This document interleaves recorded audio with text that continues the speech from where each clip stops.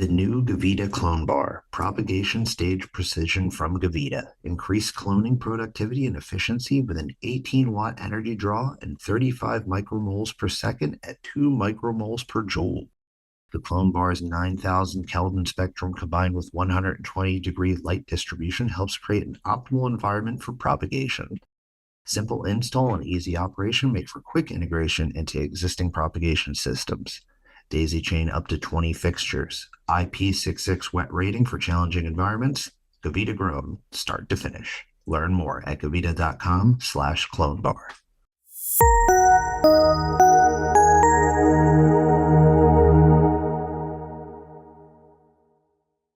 Hi, everyone. Welcome to a special edition of Cannabis Tech Talks. I'm Jessica Ferranti, Chief Revenue Officer of Innovative Properties Worldwide and Cannabis Tech Today, and an advocate for innovation in the cannabis industry. Today, I am thrilled to be hosting this special Tech Roundtable, where we will be diving into an exciting discussion on women in cannabis tech and exploring the intersections of innovation, technology, and the unique challenges and opportunities for women in this industry. Before we begin, I am delighted to introduce our moderator, Deneka Scott, and our lovely roundtable participants. To start off, Tracee McAfee is the CEO and co-founder of Cryo, a globally patented and award-winning cannabis drying and curing technology that reduces the lengthy process to as short as 11 hours. Her background and business savvy has brought Cryo to multiple states and several countries with continued domestic and international expansion. Prior to founding Cryo, Tracee has spent 30 years in the consumer product sector, where she discovered, manufactured, and sold innovative products through TV shopping networks, catalog, infomercials, and retail. She has worked closely with many household names such as QVC, Philip Morris, Famous Amos, Warner Brothers, and many more amazing brands. Tracee, what an amazing background. So glad you're here. Welcome to our Tech Roundtable. Oh, it's so great to be here. Thank you. Pleasure, of course. We also have the lovely Dawne Morris here with us today. Dawne is the powerhouse CEO and co-founder of the rapidly expanding ERP and point of sale system, PROTEUS 420. She is an advocate and educator with decades of finance, digital marketing, and design experience that has been instrumental in PROTEUS 420's growth.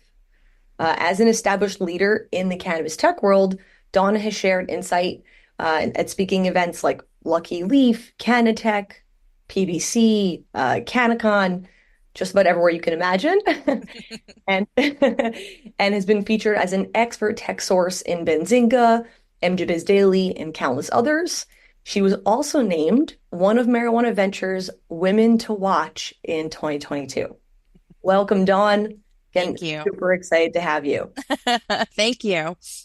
Of course. And last but not least, a warm welcome to our wonderful moderator, Deneka Scott.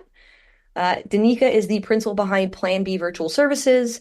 It's a female-owned contract labor facilitator in the areas of marketing communications, fintech, primarily in payments, and IT and tech support.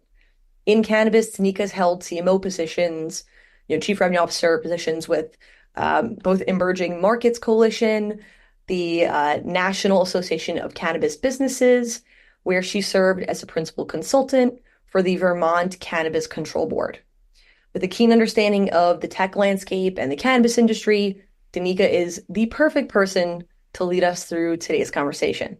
So with that said, we are in excellent hands with Deneka at the helm. Without further ado, I'm going to turn it over to Deneka to get us started. Thank you so much, Jessica. And I would like for everyone out here today to know that we prefer now the words badass. We are going to be badass women and badass women in cannabis tech. So you may hear that said several times today. We might have to have a sticker that says BDA. Yep. BDAW. Yep. B-dolls. I like that.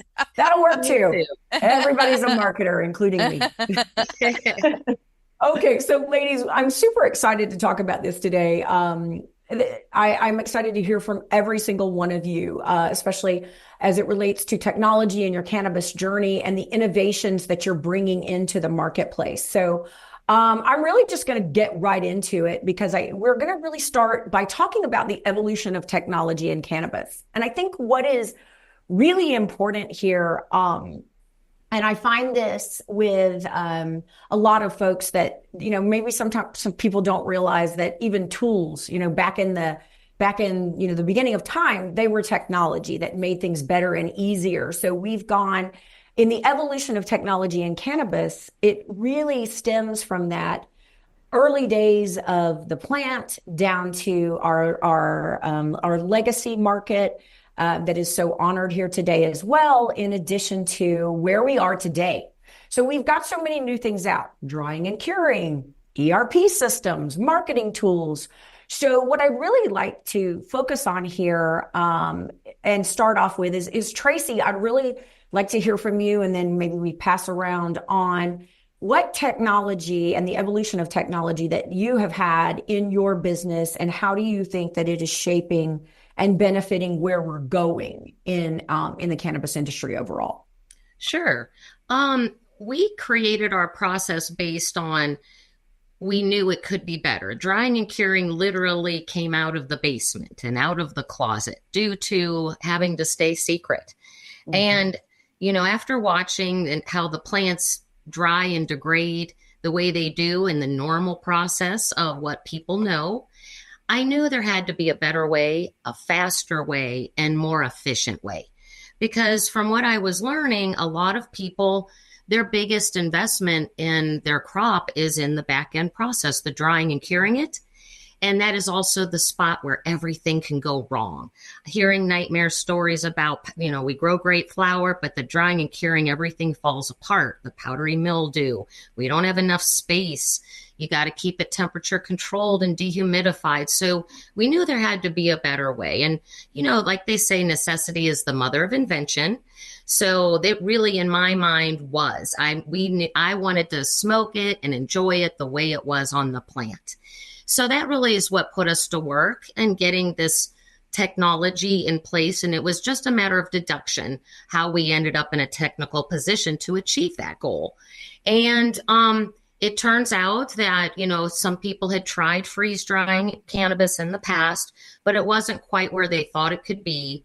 And that was enough for Greg and I, my partner, to dig in and get it to where it needed to be, because it really is a fast process taking you from weeks to literally hours to get it out the door. So technology came into play for us. Freeze dryers were antiquated, dated. The technology hadn't been updated so much in the industry of that machine for years.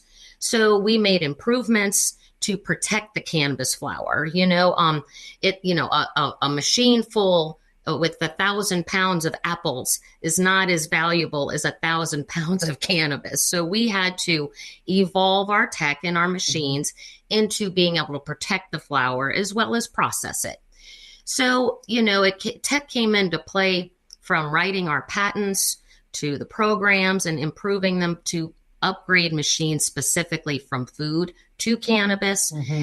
And I'm not the most technical person. I'm not going to lie. That's why inside it kind of makes me chuckle that cannabis and tech, yes, I'm great at knowing the cannabis, but I'm not the most tech woman in the world. And that's one thing I wanted the ladies to know. You don't have to be a rocket scientist and you don't have to be this numbers wizard. I'm more of a practical scientist that I understand things, but I do not understand the full science behind it. That's more what my partner, Greg, does. But I know enough that I can apply it to people, in our tech and how to market it to our clients as well. So the evolution is ongoing in the fact that you can't sit. It's always going to have to evolve and faster because the market and the prices that a lot of states are getting for their flower, that cost per gram and efficiency and consistency is so critical right now that if you don't evolve to being faster and smarter with great product at the end, you're going to die. So that is who we're focusing on, are the companies that want to evolve with great product and using our tech globally now. That's fantastic. So, Dawn, taking this, I mean, I would say you both are delivering to the cannabis supply chain. And Yes. I think it's really important because you truly are a tech company, Yes. supplying these services. So, I'd love to hear your perspective for you because Tracee, that was incredibly interesting, especially because you're at the intersection of science and technology. And you both are bringing so many amazing things to the table. So, Dawn, I'd love to hear about the evolution of tech for you and for Proteus 420 and how those two often, they intersect. I always like to, this is where I like to, I coined this phrase, no one will know what this means, but with great power comes great responsibility, right? No, I always think when I think about technology, I like to think about a couple of really key words, not only just in the cannabis industry, but as technology as a whole. Transformation, right? You have to transform and you have to revolutionize, right? So when we came into the cannabis space, we've been in cannabis tech since 2008. We've been in technology since 1997. We've been harnessing technology from platforms, versatility, transformation for businesses and how people do business. We worked with so many gamuts of the industry from Delta to ESPN. So from airplanes to sports, and everything in between, from lawyers to agriculturalists, right? So people who were growing, fruit and vegetables. And we approached the cannabis industry in a little bit of a unique way, from a perspective of control. What is the cannabis industry going to need? Well, they're going to need to control inventory and they're going to need to control cash. And when you think about the community as a whole that's going to be getting into this space, when we approached it from the aspect of people are going to know how to touch the plant, grow the plant, sell the plant, smoke the plant. They're going to know exactly what they need to do with the plant in order to get it to the point where other people can enjoy it from a community perspective. But how are they going to run their business if they don't understand the business side? So a lot of what we did was we approached it from those two cornerstones of inventory and cash. We know we're fighting in an unregulated, at that point, an unregulated market, and it was federally legal. It was state illegal at that point. We worked with the first Prop 64 license in California back then. And we approached it from the, how can we make this legal? The fight is always going to be with the plant, but if we can provide the technology and the education and the infrastructure that's going to allow people to understand that from a foundational standpoint, you're going to have to make sure that cash and inventory are not walking out the door, so we can then have the argument of the fact that we can then go to the government and then say, hey, look, we have these pieces in place. We have this technology for you. And we have the ability to allow you to see it without intersecting or interfering with the day-to-day businesses. Because at that point, we still had agents coming in and taking computers and product and cash and walking out the store, and it left people high and dry. So solving a lot of those problems were our initial piece to what Proteus became. I looked at it and I said to my husband, I think my husband is my partner, not only in life, but in business. And, I looked at him and I said, the problem we are going to have is we're going to be teaching people who don't understand a lot of technology. So between the both of us, with his brain and his ability to make things work and my ability to kind of just make things easy to understand and palpable, it became this beast of a system that was the ERP, which then evolved into kind of where we are now. For us, I'm not looking at the immediate, where I am today, I was 10 years ago. Now where I am today, I am already 5 to 10 years ahead. I'm thinking about AI. I'm thinking about nanotechnology. I'm thinking about how blockchain technology came in and how it hasn't really taken its hold in the industry because of fears and things like that. I'm looking at how we can make sure that from the growing to the processing to the distribution and how items are consumed, knowledge is there through the pieces that they travel. We have a lot of really cool things that are coming out over the course of the next year that are just going to blow people's minds. And so when we think about it from that perspective, we changed a moniker from seed to sale to cultivation to consumer, because the consumer now needs to have the knowledge and what is going into their body. And that is going to now open up states and federal deregulation is what I'm hoping for, into that point of saying, look, we've got the information. Now, if we deregulate this and deschedule this, the educational part of this is just going to become common. We're already seeing colleges pick up a lot of those infrastructures and training. And then we're going to see a lot of VR stuff and, things that I see coming in. So where we were in 97 to 2006 to 2008 to now 2024, 2025 is going to be the year of advanced technology. So that's amazing. I love hearing both of your stories. And Jessica, I'd love for you to weigh in on this, not only from the media side, but also from the fact that I like to tell Jessica, I feel like she has an MBA by experience because of how rapidly cannabis has changed, and she has been on the forefront. So I'm going to stop talking and let you talk about that now. Sure. Thanks so much. Yeah, listen, I mean, at the end of the day, regardless of what industry you're in, technology is going to play an instrumental role in the growth, right, of said industry. I think for cannabis, it's been a very kind of unique situation other than, like the norm, because of the fact that we have, I mean, the rapid growth that we've seen. I don't think that we can really compare it to is kind of like the internet boom, right? Rapid the dot-coms, yeah. The dot-com boom, exactly. Rapid expansion. And so without technology, we'd still be kind of working in I think like a legal environment, but almost working with legacy type of tech, struggling to maintain consistency with our products, struggling, as Dawne said, to maintain inventory, to have communication. Think of it from even just the perspective of understanding consumers, like for consumer facing brands. If they weren't able to leverage technology to gather data about who their consumers are, leverage technology to better understand cannabinoids and how they affect our body. I mean, tech really does play an instrumental role in every aspect of the entire industry. So how many people knew what terpenes were 10, 15 years ago? I mean, they didn't know the difference between terpenes and turpentine 10 years ago. Not even 10 years ago. It's evolving a lot faster than I hoped, so I'm glad about that.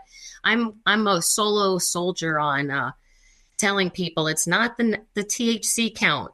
I promise, a 16% cannabis can be wonderful. I promise. Listen, that actually taps into the other piece I was mentioning, which is that technology bleeds into every single aspect of what we do. Think of it even this way. And very, very similar to what you guys are both talking about. I will always distinctly remember how in 2017, I was very heavy in learning about CBD and all different aspects of the plant, and cannabinoids and whatnot. And I recall talking to friends and family, and CBD was this terrifying product they started to see. No one really knew what it was. No one understood it.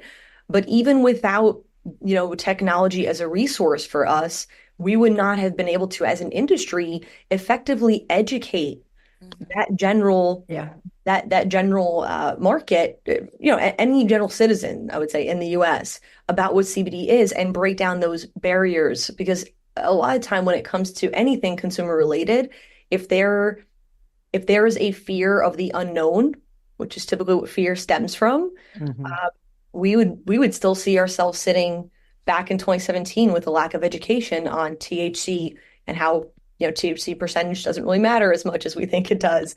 Right. Education on CBD. So when it comes to educating, the general consumer audience, when it comes to equipment and being able to provide, again, consistent products, high quality products, being able to use technology and leverage that in order to produce enough for the masses to meet supply and demand.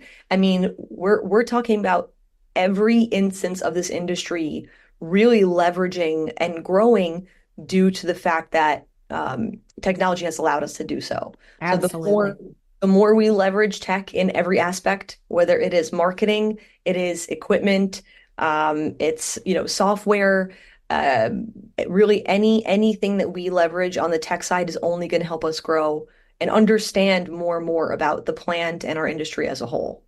Very cool. Exactly. I love this, ladies, and I think that was a really amazing discussion around the evolution, and I learned something new from every one of you on this. So I am going to move us along because I think that the next topic is probably going to be the one we speak about the most, which is a lot of the reason that we're here. And I really think this is probably one of the most important things out there. As we all know, leadership is actually retracted in cannabis instead of growing, where women are in leadership roles. So we know right there, there's a challenge. There's a challenge, but with challenge comes opportunity. So what I'd really like to do right now for all of us is to focus on the challenges that women face in cannabis tech. And because we all know it's definitely a male-dominated industry. And coming from the areas that I do, banking and payments, access to funding, how do we pay for things? How do we move money? How do we navigate these stereotypes? Because the navy blue suit of the banking days is still real. But also finding mentorship and things that made a difference to you in terms of those who encouraged you along the way. So I want to kick it off with Dawne and maybe give me some of your personal experiences on this. And not that I don't want everybody to talk, but I want to make sure that we move through this because we have a lot of other amazing topics to cover. So if I do this, then maybe it's just maybe we wrap and move. But feel free to ask your other panelists questions because what you all bring to the table is so amazing and so different. So I'm going to stop again. And Dawne, please hop on in on this. This is an interesting topic for me. It brings up a lot of feels.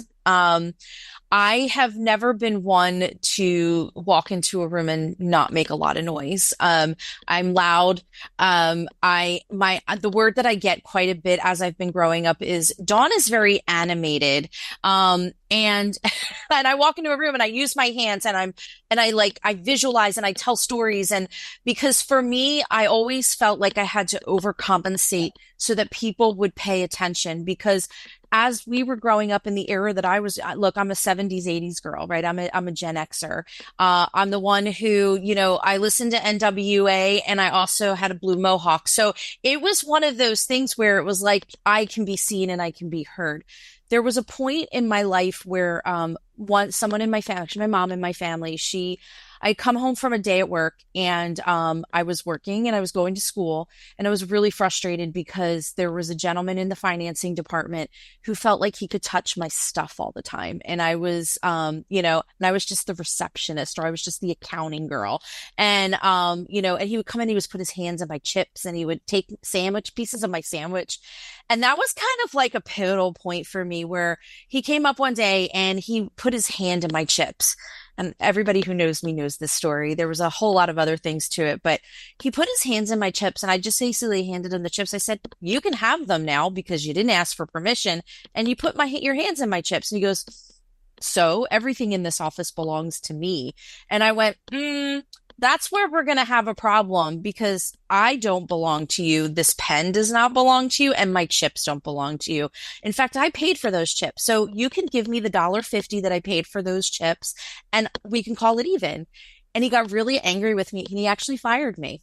And I walked home that day and I was angry. I wasn't upset that I got fired. I was upset that I got fired for standing up for myself. And so from that point on, I came home and my mom said to me, you really sometimes just need to learn when to keep your mouth shut. And I looked at her and I said, absolutely not. But we're coming, the generations where I was coming from was my mom she was told to be seen, not heard. It was that children should be seen, not heard. And if you're a woman, definitely. Mm-hmm. If you're in a room with men, let the men speak, coming from, But then I had my grandmother and I had my mom, and my whole family is women. And even though she said that, we were a group of loud, boisterous, obnoxious women. And you get us all in a room, we're all yelling. You have to talk over us. We're talking over each other and we're laughing and we're joking. And why wouldn't that become a part of my life? So it's funny how I gravitated and I maneuvered through the industry of finance and biotech and technology, and they were always very male dominated. And now in cannabis. And I see a lot of the same problems that I saw in 2024 that I saw back in 1982 and 83. It's a bunch of guys who have been told their whole life that they don't have to be quiet and they can be loud and they're just boys being boys. And there's all these monikers that they've been given as growing up, but no, disrespect is still disrespect. And if you don't know, it's okay to say you don't know and learn from the people in the room. And so I have been told many times where, don't be careful. You're going to be going into a room with X person or XY person. And the first thing I do is I go straight up to that person. And it's kind of like, I'm an alpha female. I always have been and I always will be. So I go straight up to the alpha male in the room. And I basically, it's kind of like, hey, how are we going to maneuver this? We're going to joke. I understand where you come from. Let's understand each other so that we can do this together as a team. If we can build a teamwork and we can build the respect among us as peers, not as a female and as a male, but as people who understand facts from fiction and can educate a room. I think that, that's where I kind of elevate myself because that has always been my goal. And I've had a couple people come up to me and they're like, you're amazing. You're badass. And I'm like, I'm just someone who is not afraid for a challenge. And, and that is something that I think speaks volumes in and of itself. But I also want to know because sometimes I'm not the smartest or the loudest in the room, and it's okay to sit back and listen. But doesn't mean I'm shrinking myself. It doesn't mean I'm making myself smaller. It means that I'm understanding that there is more knowledge in this room than I can provide, and I want to ingest it, and I want to understand, and I want to ask questions, and I want to learn. And so finding that balance is really key. It is hard right now in cannabis because where the women in the industry came from and where they are now is night and day. If you remember 2006, HempCon in Los Angeles in Anaheim, right? So here I was at my first trade show and we were just bringing PROTEUS to the marketplace to kind of have an understanding of it. And all the women, there was no women in the booths except for booth babes. Now, I have no problem with that. I love beautiful women in strong, outfits. But what they were doing was the men in the booths were using the women as a way to get the women into the booth, which we still see, just like we do. Yeah, we'll see. But what was a great pivot is I would say around 2018, 2019, all of a sudden it's shifted. There wasn't so many booth babes as there were women who were in the booth that were providing knowledge and education to the consumer about the products that they were selling. There was a different way. It wasn't about booty shorts and half tops and boobs and, but there are still brands that do that, and that's fine. It goes to a particular market, and I'm not saying that there's anything wrong with it. But the dynamic and the power and the way that it's shifted over the last several years has been greatly observed by me.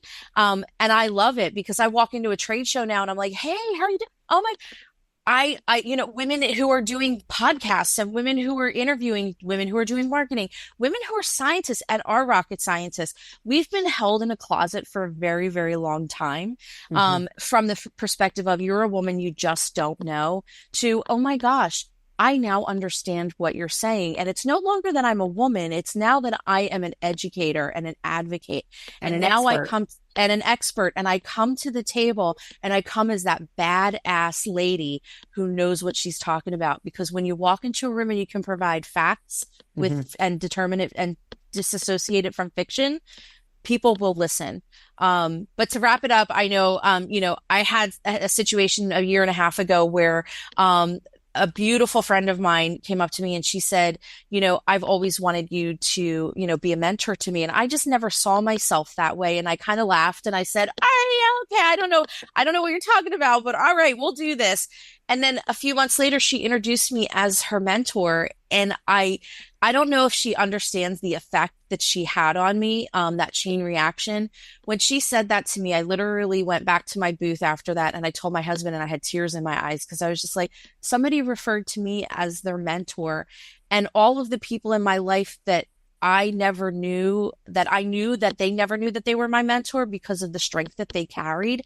That empowered me in a whole nother way and has kind of is going to carry me for the next 10, 15 years. Let me tell you, it definitely made my head very big, and sometimes it doesn't fit through the door, but, but that's what we are. And I always say the word community is cannabis, but the stronger we are as women, the empowering that we are as women, we're going to have issues. Women always do. Men do too, but men don't talk about it as much, but we lift, we empower, and we want to grow into this industry as a force to be reckoned with. And that is really important. So if anything is taken out as being a woman in cannabis, a force to be reckoned with. Love it. Without apology, right? Without apology. Yes.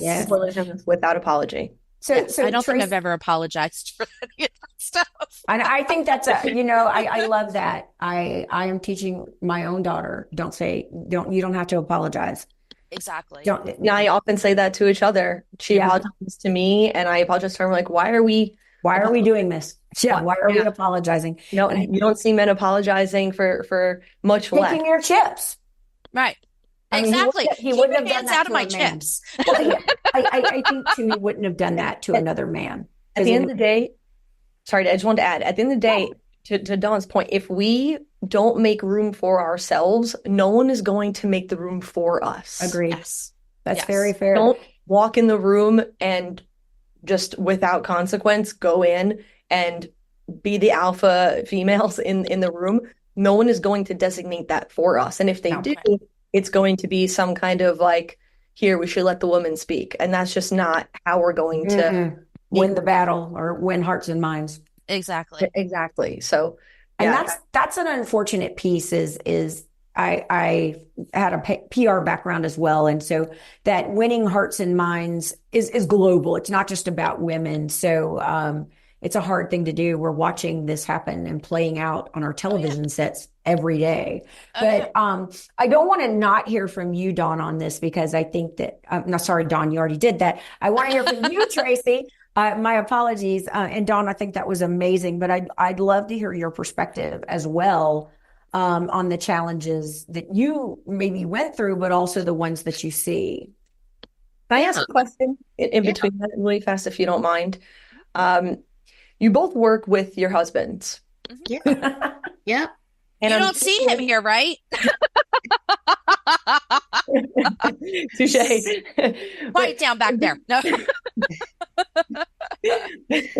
I'm super curious to hear, like, from the female perspective, from two women that are helping run these companies with alongside your husbands. Like, do you guys feel like sometimes you've been in the industry in meetings or in various like situations where people will kind of gravitate towards your husband as opposed to you, or kind of assume that he's leading the role and you're the supportive woman behind him? Like, absolutely, 100%. Oh yeah, that's just a natural reaction. I'm the CEO and he's the president, and so they just automatically assume he's the boss man and makes the calls, and nothing makes me happier. And he is so supportive of those roles. He'll say, I need to talk to Tracee, and it's like, and then they're like, oh, she is someone of importance within the company. There was a fella, he was a kind of a goof anyway, but he just couldn't imagine me being the CEO. He couldn't wrap his mind around it. So he always called me the marketing lady. No. You're the marketing lady. You're the marketing lady. And it's like, wow, yes, I am, but I'm also the CEO. I wear a lot of hats. And this lady, and this lady, and this lady, and this one as well. Yeah, I know.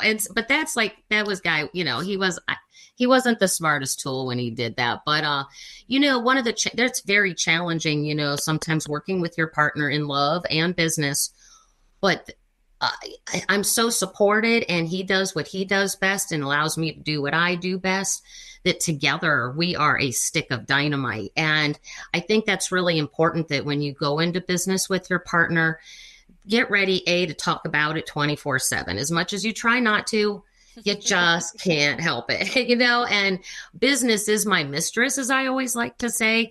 So I couldn't be with a partner that wasn't doing my business with me, or I with him, because I love business, and my passion just so happens to turn into profit. It's not that I'm doing it for profit, but my passion for the plant, the technology, and everything else that goes with being in business, I love doing. So having a partner that shares that passion just as much with me is my blessing, honestly. But you got to, really make sure that you have very distinct roles that don't clash, and be on the same page for your company values and core beliefs. Because without that, then you just find yourself going in different directions. I've seen with other partners in business. Oh, definitely. Yeah. And you look at my business card, it says CEO, passion pusher. And that is what I've been my whole life. I'm passionate about my husband's skill set. I'm passionate about the intellect that he carries. When we are in a room in a meeting place, it's funny. Most people don't notice it. He holds my hand under the table. And he'll put his hand on my knee. And it's just something that he's always done. It's a grounding thing for him. Mm-hmm. When we went to dinner, when we met years and years ago, we went to lunch one time, and the lady came up to the table and she looked at me and she said, "Are you guys ready to order?" And I said, "Yeah, I'll have da da da." And after that, he looked at me and he went, "No one's ever come to a table and not looked at me first." Now, mind you, my husband is 6'7". Sorry, 6'8". He used to be 6'7". He grew an inch. We don't know where this happened, but he's 6'8". Mine's 6'10". Yeah, so they're giants. Yeah. So they come into this, they've been raised as this giant force, like, "Oh my God, you're so tall." And then in comes this 5'4" woman, fiery redhead with freckles and a mouth that doesn't quit.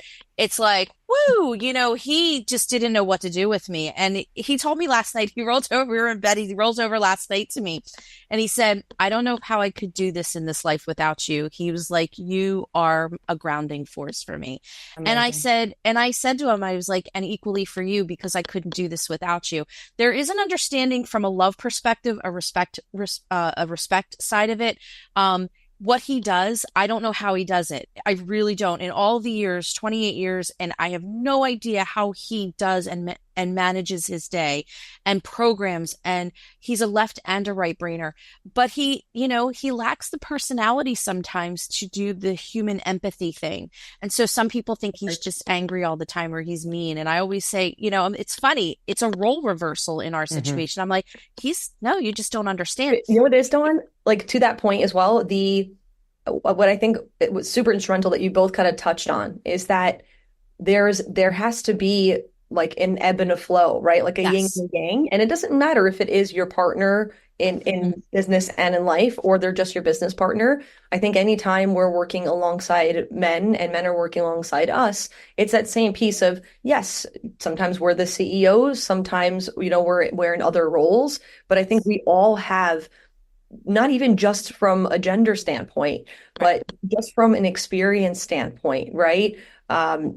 We all have something to give, and we're all going to work so much better towards our greater goals and the greater good if we bring our own strengths to the table. I think there's always that nice opportunity when two individuals like that work together to complement each other. And that's what really drives, I think, the industry forward. So even from going back to the more like the female perspective on this, I think that the more and more we see women in this industry, I think the more we're seeing the strengths of women. Yes. Like, for instance, I think, and not to generalize, a sex, as a whole, but I think women do tend to be a lot more like detail oriented, a lot more like from a caregiver even perspective.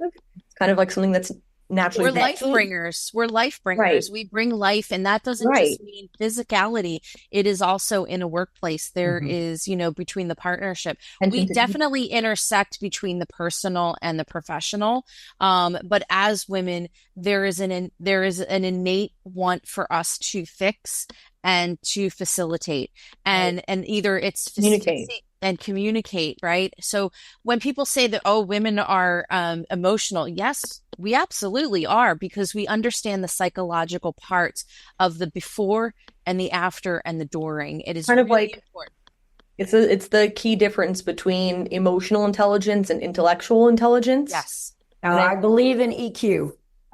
Baby, EQ all day. I believe in EQ. And to center us back to our original point, Dave, if I may, to center us back to one of our original points, I think women, as women in the space, I think we still deal with many challenges like women do in all industries. I think, unfortunately, not all of us are as like rambunctious and like so powerful and walk into a room. Some of the more powerful women in the space are, more relatively quiet and aren't, so out there and open about it. But I think we all of us kind of bringing our strengths and being present in the industry is what's going to lead us forward, because at the end of the day, we are still struggling like other industries and elsewhere with a lot of the same, types of issues as, female entrepreneurs all over the world. And that's everything from having access to capital. One of the biggest challenges I hear very frequently from friends and clients and colleagues and more, are, one of the primary issues in fueling growth for their companies is the lack of capital, the lack of funding. So, with that being said, I'm going to skip around a little bit in the interest of time, because you just touched on something that is one of our topics, and really it's the future of women in cannabis tech. And I'd love to know from each of you ladies kind of where you see this going. And I think as we all mentioned, we know what's going on in our nation today and the movement that we're seeing there. And perhaps there's, more intrinsic benefits for women in cannabis as we move forward in where we become. So I'd love to know what you think is coming kind of on the horizon. Maybe what are you and your organization doing for women and even marginalized communities inside of your own organization, and kind of what those plans look like. So I'd love to hear from you on the future of women. And Jess, you know what? I'd really love to kick it off with you, because you kind of touched on this. And as someone working at IPW, kind of where your head is and where the organization is there, because, you're in an amazing spot to make change. Sure. All the way around. So much. Yeah, I appreciate it. I want to say from the standpoint of sort of what to expect, I think where this industry is going in terms of women and opportunities. I think one thing that we've done a really, really great job at, and that is something that I think is somewhat unique to our space, is that we haven't just waited for men to make those spaces for us, like I was alluding to before. And what we see in this space more than elsewhere, and I've worked in a variety of different industries, like others that have nothing to do with cannabis, is I've seen more support and action done to support women by women than anywhere else. And so it's not just, social equity and different things that are put in place from like, an institutional standpoint or government standpoint. It's more of women are taking direct action to support other women in the space. And I think that's what's going to push us so much further, faster than, again, female executives and female-led or owned businesses in all other industries. So as far as where I see us going, I see women working together to be a lot more proactive to raising capital and finding other means of, those type of resources for one another. I see a lot, especially, we'll give a nod to not even my generation, which is millennials, but even like the Gen Zers, because they don't give a shit. That's what it's about. Like, they don't care. They're about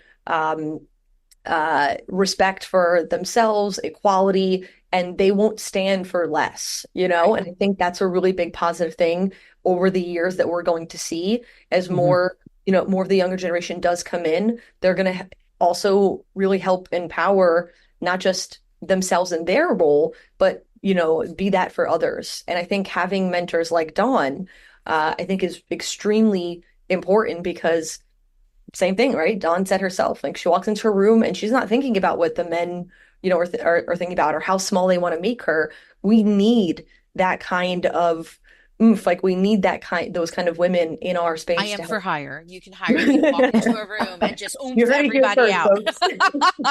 And I mentor people that don't even ask for it. So There you go, I Tracee. just mentor everyone. I'm so grateful for my mentors.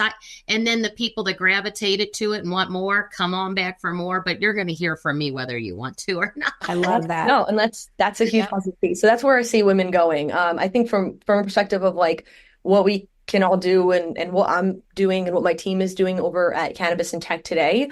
I think kind of like, Dee mentioned earlier about like changing hearts and minds. That isn't something that happens overnight.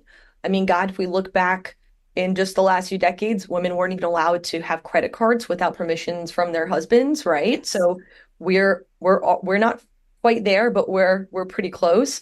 A lot of the way that has been like sort of like one of the things that have been most instrumental in that over the years has been that constant like education, that constant conversation that's happening. And one of the ways that, I'm really aiming to help and make sort of a ripple in that is through what we're doing at Cannabis Tech today. We're doing our Women in Cannabis issue, which is like our keepsake commemorative issue, highlighting not just the women that have been talked about a dozen times, but also women behind the scenes, some of the scientists and women in communications, like different women making impacts from all different areas of the space, bringing those women, to the light, like spotlighting them is a huge way, again, because then it shows everyone in the space that look at all these women that you never even heard about, that you never even knew, that did something, that changed the course of history for the industry. I think just talking about that and educating is one really big thing on our end. And outside of that, it's, telling stories throughout the year, not just in one issue. It's having women like you on our podcast and, talking about what it is that led you guys to doing what you're doing now. And more than anything else, just constantly giving a platform for female-owned and female-led businesses to also to advertise, to let people know this is who we are. This is why you want to do business with us. This is how we're going to help you guys jump to the next phase of innovation in your own companies. So, providing a platform, telling stories, and even being supportive from an exposure and advertising standpoint. That's just one of the many ways that like we're working to make an impact for women in the industry here at Cannabis and Tech today.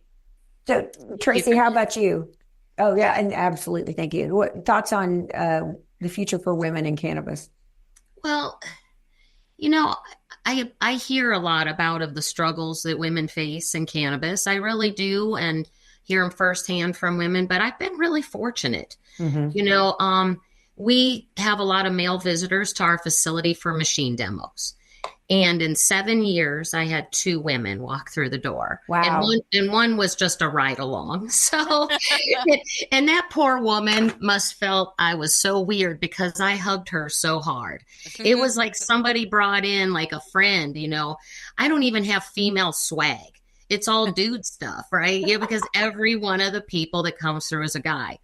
And, I can't even think of an instance that I wasn't respected. To me, when people come to visit and take that effort to come see us, it's more to determine about the tech. And when they see that I'm a woman, odds are they've already talked to me on the phone and all of that. They want to know what's up here, right? And I don't dress like a booth babe. That's one of the things I got to tell you. Is a woman in cannabis, you want that respect. There's a place for the booth babes, and I agree, that's fine.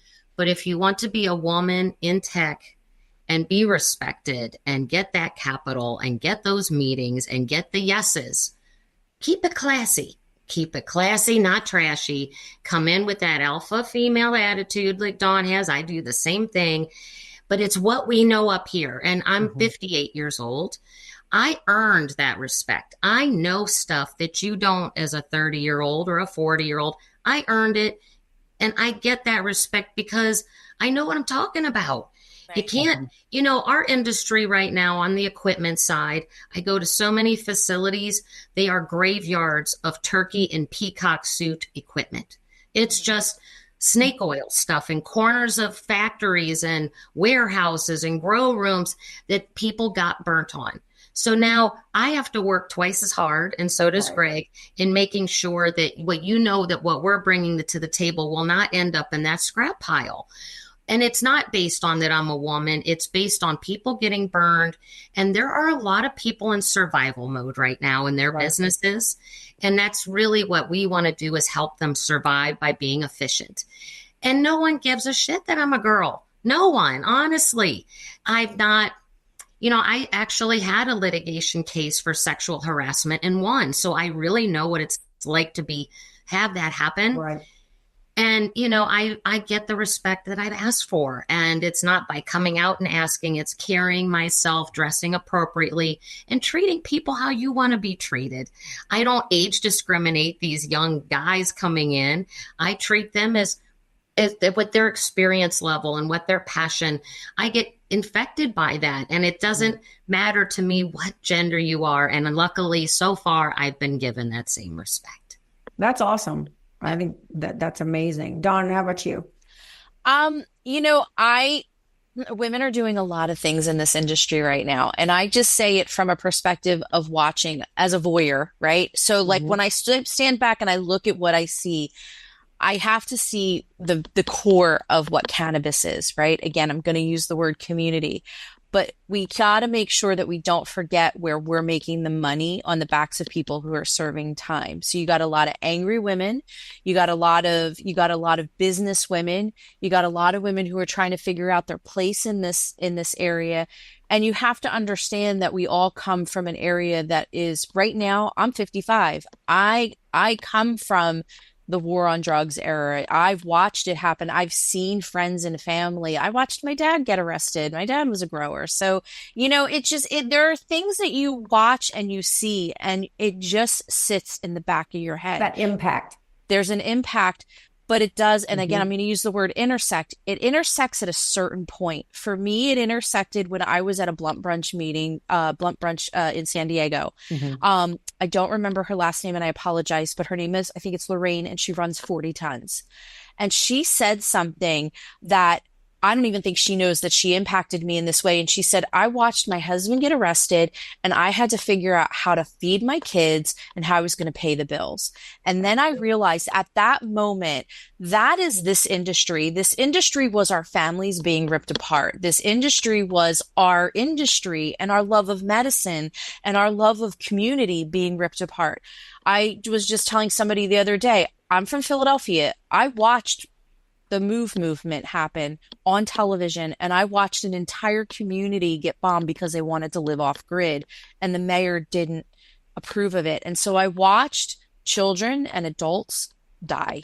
And I don't think that people understand that there is an impact that happens at that point where when you intersect. So when I say I educate and advocate, it's not just as a woman, but it's as a community member, as a member of seeing where we were to where we are now. And we can't forget where we came from, but we can also make sure that we understand that we can change how that end happens. And so right now we're a lot of powerful, motivated individuals, whether we're men and women, who want to see this community thrive. And so we've watched what happens like any new industry, right? All the money comes in and then all the money then disappears because it happened in .com. It happened in the mortgage industry. And I tell people all the time, I survived. My companies, they're still around. They've been going through all of those because it's a regurgitation, right? Cannabis is no different. We're going to regurgitate. I said 5 to 10 years ago, I said, what's going to happen? I say 2023, 2024, money's going to leave. People are going to leave. The industry is going to crash. It needs to. You have to see how the people are going to survive, and the survivors will survive. There will be some casualties. But most of what I'm seeing right now is I'm seeing a lot of these now women or cross-connected partnerships, men and women, because the women know how to feed the family. They know how to watch people be taken away from them and their livelihood. So what do? We go into survival and fix mode. It is something that is inherent in us as women because we do in life and in business, we watch the success and the failures. So where do I see women and where do I see the favor of us?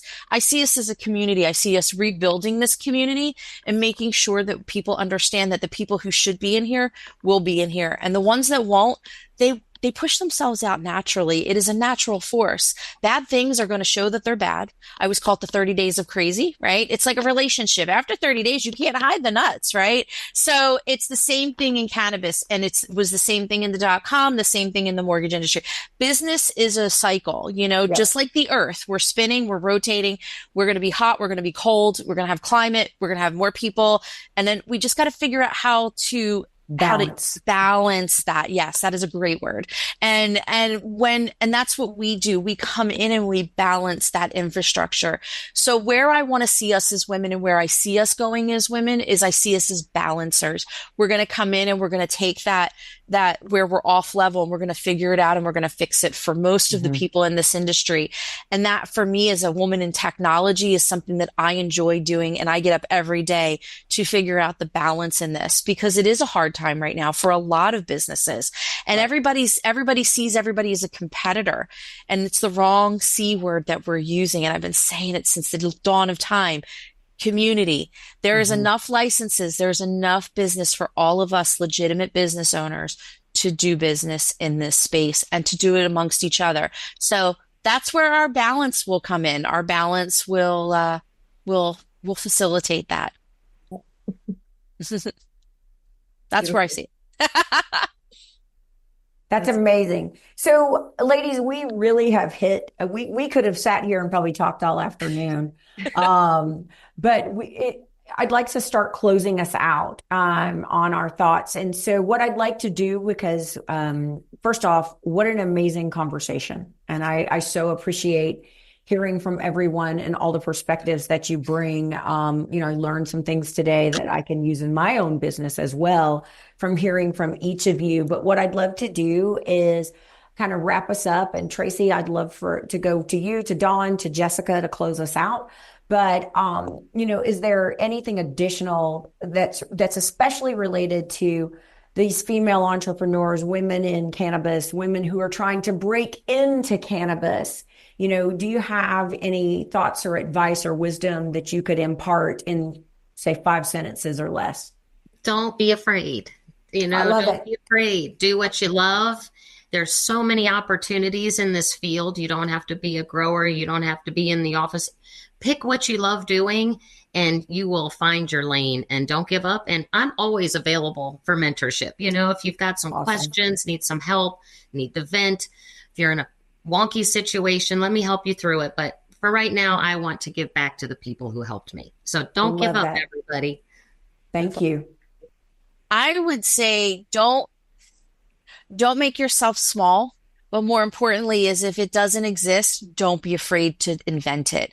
Go into something, and if your space is not there for you, make that space. It is okay. If you're a good person, people will gravitate towards you. If you've got a good technology or a good business product, people will gravitate towards you. And the same thing, I always tell people at the end of the day, I don't care if you're my client and we don't really know each other. I have a phone number. You can always reach out. You can always email me. I always make myself available. And that is the biggest thing, is don't be afraid to ask questions. If you don't know, you don't know.